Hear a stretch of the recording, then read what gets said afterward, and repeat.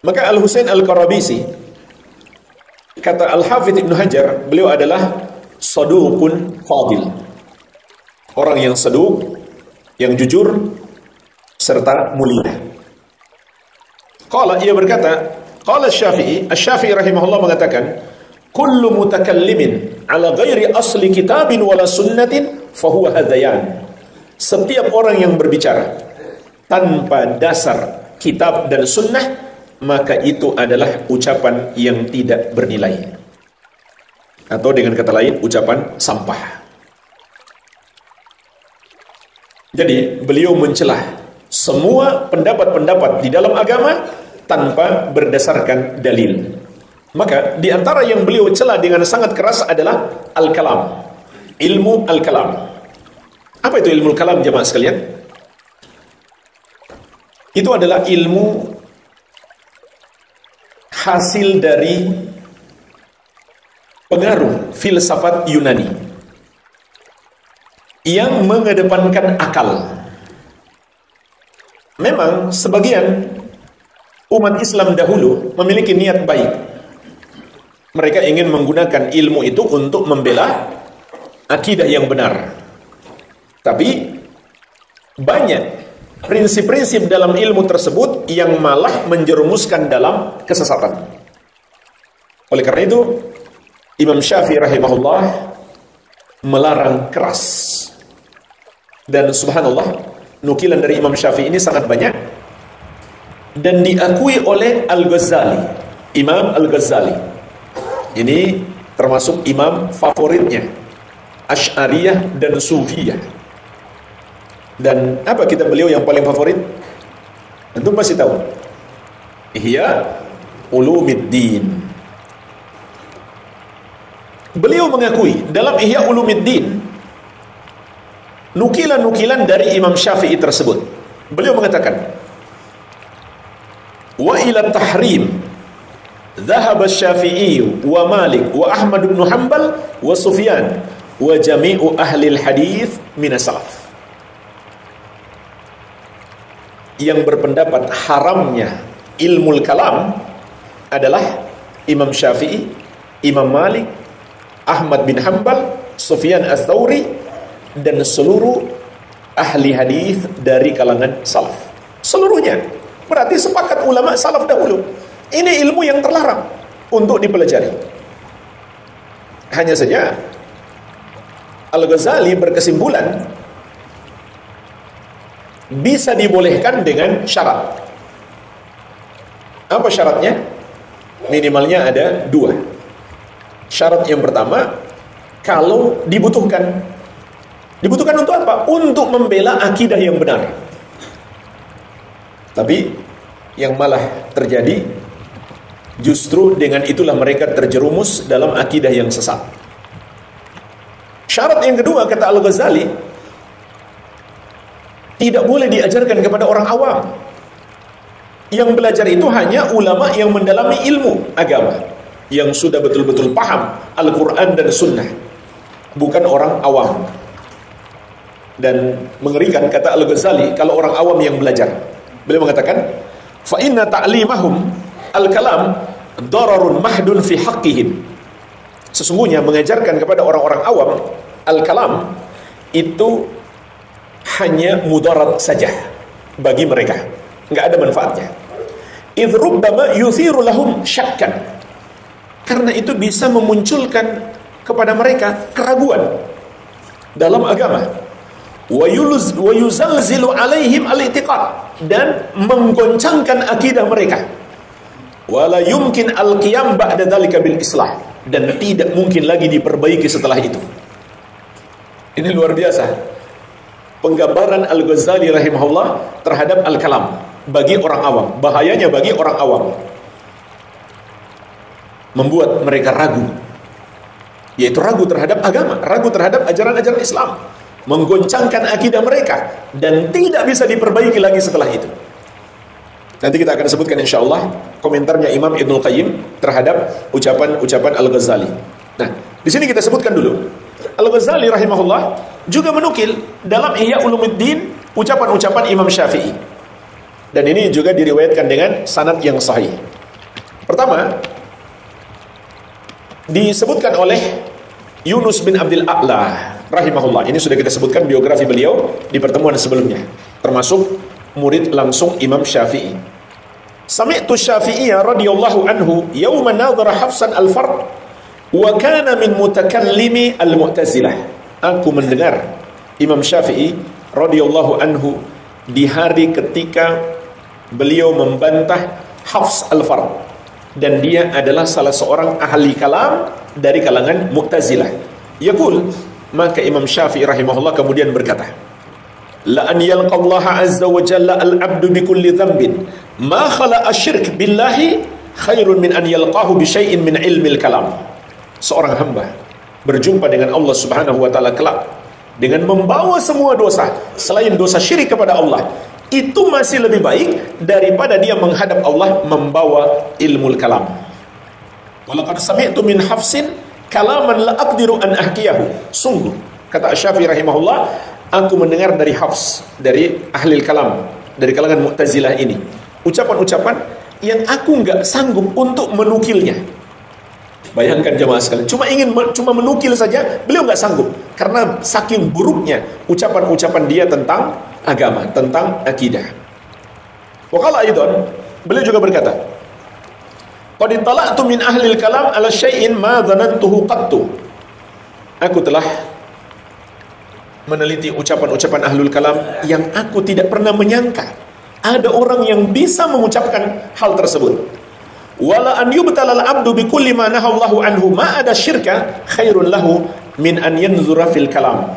Sungguh, kata beliau, seseorang mendapatkan ujian, mendapatkan musibah dengan terjerumus dalam semua yang Allah haramkan, asal bukan syirik, itu lebih baik daripada dia mempelajari ilmu kalam.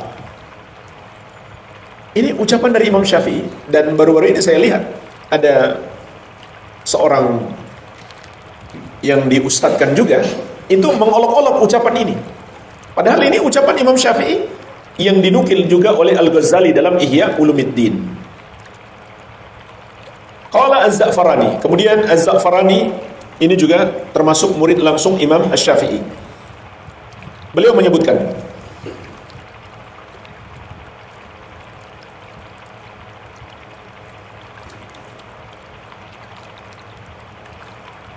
dan juga nukilan yang sama dari Abu Thawr dan Husain Al-Qarabisi, sama dengan yang dinukil oleh Az-Za'farani.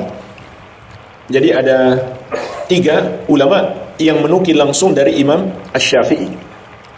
Yang pertama, sebagaimana disebutkan oleh Al-Ghazali, adalah Az-Za'farani. Beliau adalah Al-Hasan bin Muhammad Az-Za'farani.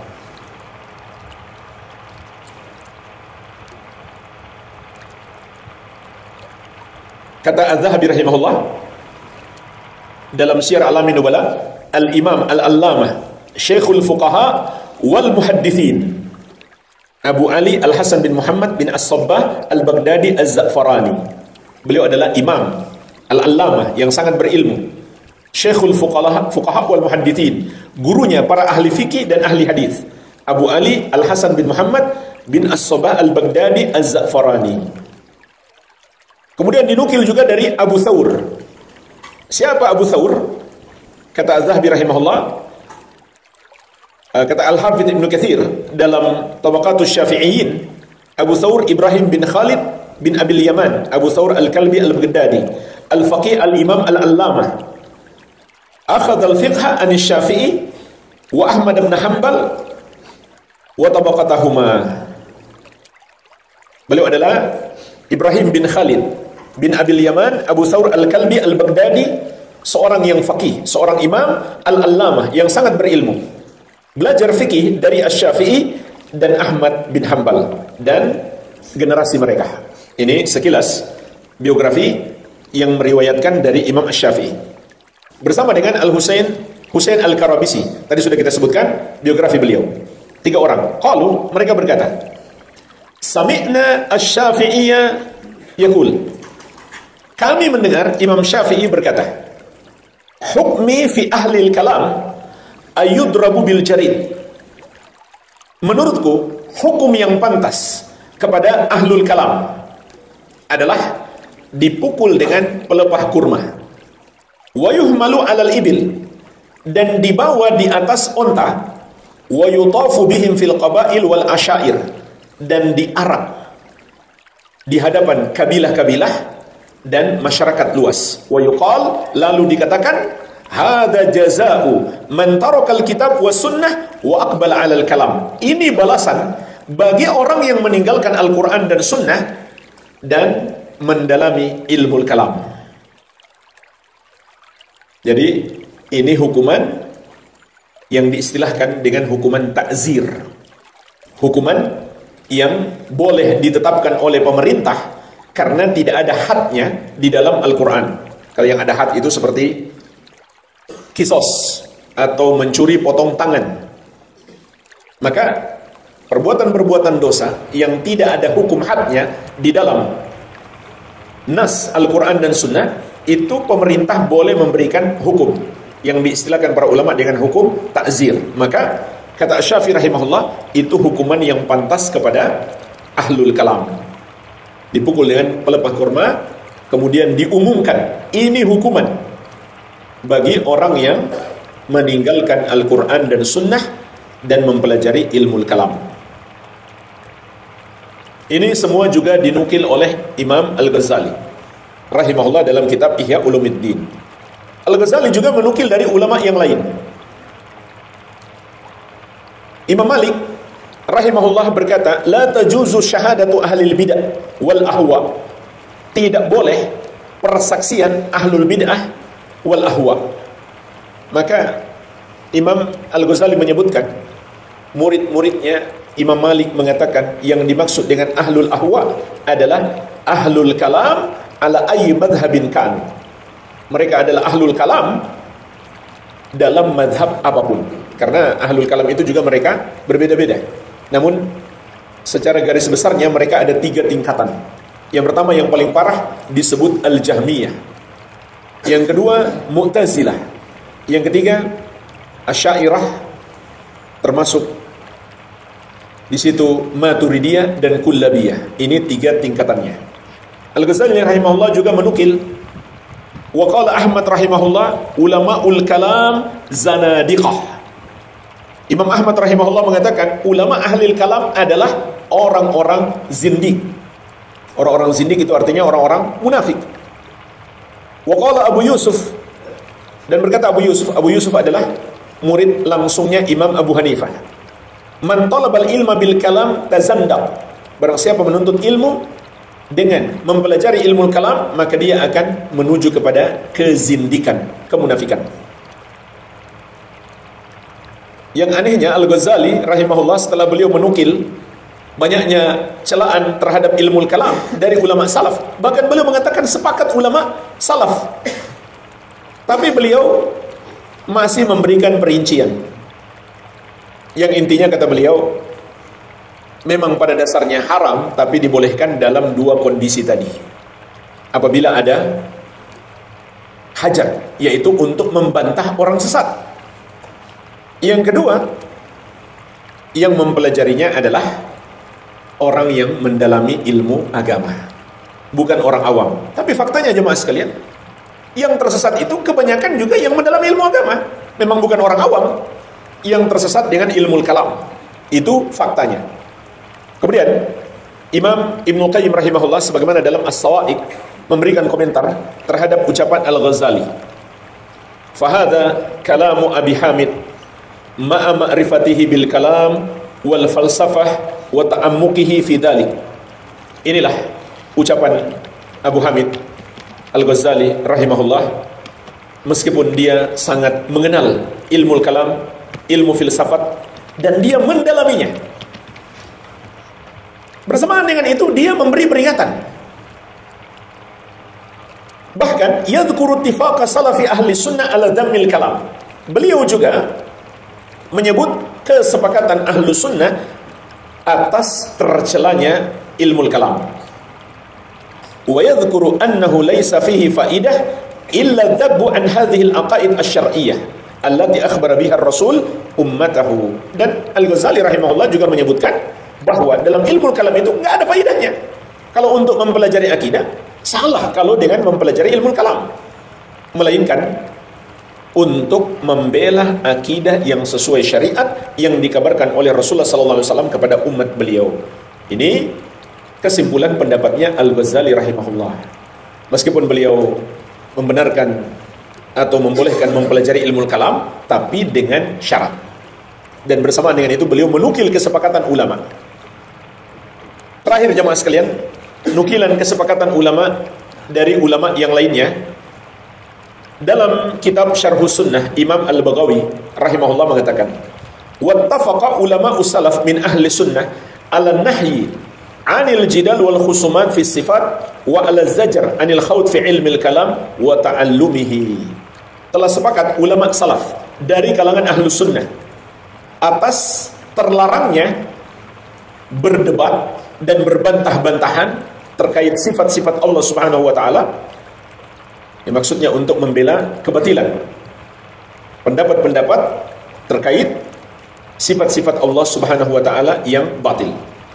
Begitu pula ulama salaf dari kalangan ahlu sunnah sepakat melarang, mencela untuk masuk ke dalam ilmu kalam dan mempelajarinya. Jadi ini nggak ada perbedaan pendapat lagi, ulama salaf sepakat. Kemudian juga Imam Ibnu Abdul Bar dalam kitab beliau Jami' Bayanil Ilmi wa Fadli mengatakan, ajma' ahlul fiqh wal athar min jami'il amsar anna ahlal kalam ahlu bid'in wa zaygin. Telah sepakat ahli fikih dan ahli athar, maksud beliau para ulama dari seluruh negeri, bahwasannya ahlul kalam termasuk ahli bid'ah dan orang-orang sesat.